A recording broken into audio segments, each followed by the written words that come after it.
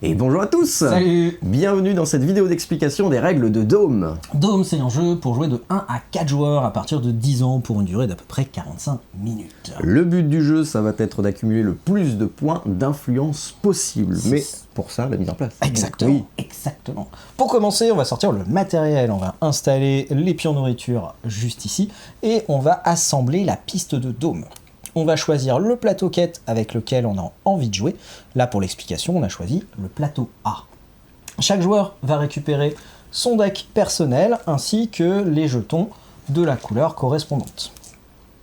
On va pouvoir placer notre pion groupe sur la première case du plateau de la piste Dôme et on va pouvoir placer un explorateur dans toutes les zones de recrutement disponibles. Ensuite, on va faire quoi?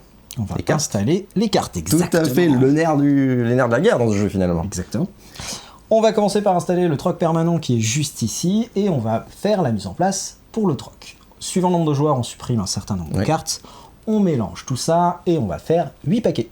Tout à fait. Ensuite, on va pouvoir piocher 5 cartes de notre deck. Donc on a un deck de 10 cartes, on le mélange bien et on pioche 5 cartes.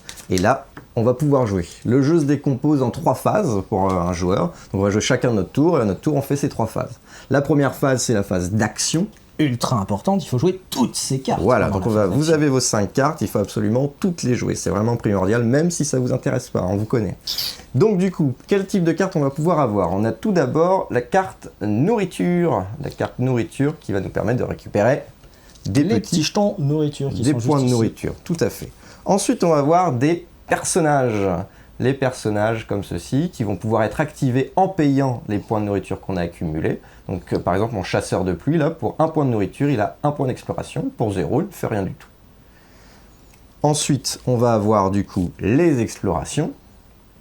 Là, voilà, comme celle-ci, qui est une phase importante du jeu. L'exploration, ça sert à 2 choses du coup dans ce jeu. Ça sert soit à déplacer son pion groupe d'une case sur la piste de Dôme, soit de poser un de ses explorateurs sur une des quêtes, la quête qui nous plaît le plus. Tout à fait, sachant que du coup, lorsqu'on va avancer sur la piste de Dôme, si on arrive à une zone de recrutement, on va pouvoir récupérer un nouvel explorateur et avoir plus de possibilités en explorant du coup. C'est ça.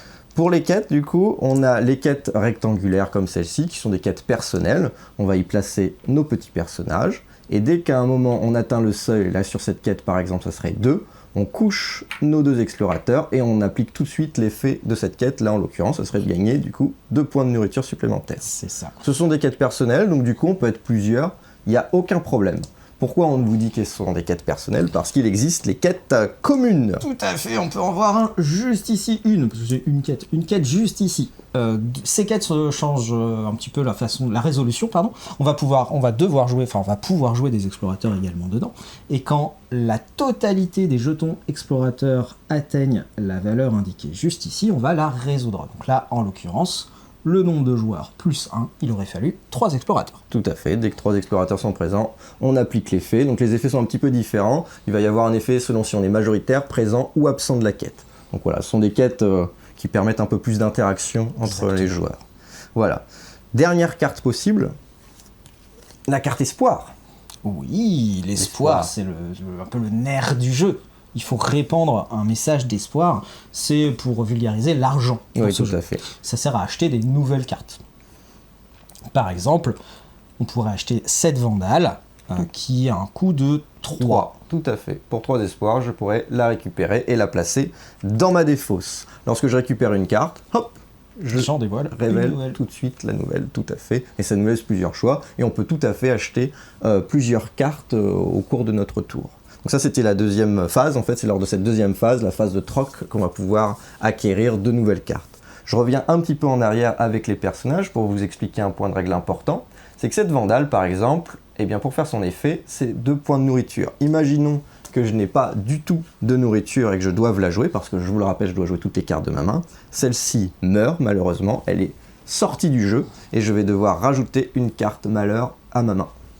Donc ça, c'est fort dommageable. Alors les cartes malheur, déjà, ça va rapporter un point négatif en fin de partie, donc en général, on n'apprécie pas spécialement avoir des points en moins. Et en plus, c'est une carte qui va aller dans notre deck, donc elle va ralentir notre jeu. Tout à fait. Il y a un autre cas de figure qui peut se présenter, c'est si on n'a pas assez de points de nourriture. Reprenons l'exemple de notre Vandale, à laquelle il faut 2 points de nourriture pour l'activer. Si devant moi, dans ma réserve, je n'ai qu'un point de nourriture, je le défausse. La Vandale ne fait aucun effet, mais elle ne meurt pas et je ne récupère pas de carte malheur. Elle est trop faible pour travailler, mais elle ne nous rapporte pas de points négatifs. Tout à fait. Et troisième phase de jeu, c'est la phase de fin de tour, une phase assez simple. Tous les explorateurs présents en quête qui sont couchés, je les récupère dans ma réserve. Je défausse toutes les cartes que j'ai pu jouer au cours de ce tour et je repioche 5 cartes. Si jamais je dois piocher mes 5 cartes et que je n'en ai plus que 2, je dois prendre toute ma défausse, je la mélange et je tire jusqu'à avoir mes 5 cartes en main. C'est ça. Le joueur suivant joue et ainsi de suite jusqu'à une des conditions de fin de partie. C'est ça, il y a 2 conditions du coup pour mettre fin au jeu. Soit un des joueurs aura atteint le dôme qui est présent juste ici, soit 3 paquets du troc seront vides. Voilà, on finit le tour de table pour que tout le monde ait joué le même nombre de tours. Et on va compter les points de victoire, les points d'influence.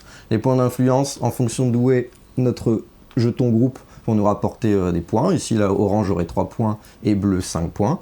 On va prendre toutes les cartes qui sont dans notre main, dans notre défausse, dans notre pioche, et on va cumuler les points de victoire qui sont indiqués en bas à droite, comme vous avez pu le voir tout à l'heure. Je vous en mets une. Voilà. Cet enfant sauvage me rapporterait 1 point de victoire. Celui qui a le plus de points d'influence remporte la partie. Et est accueilli au dôme. Tout à fait. Vous savez tout pour jouer à Dôme. J'espère que ça vous a plu et on vous dit à très bientôt pour de nouvelles aventures. À bientôt.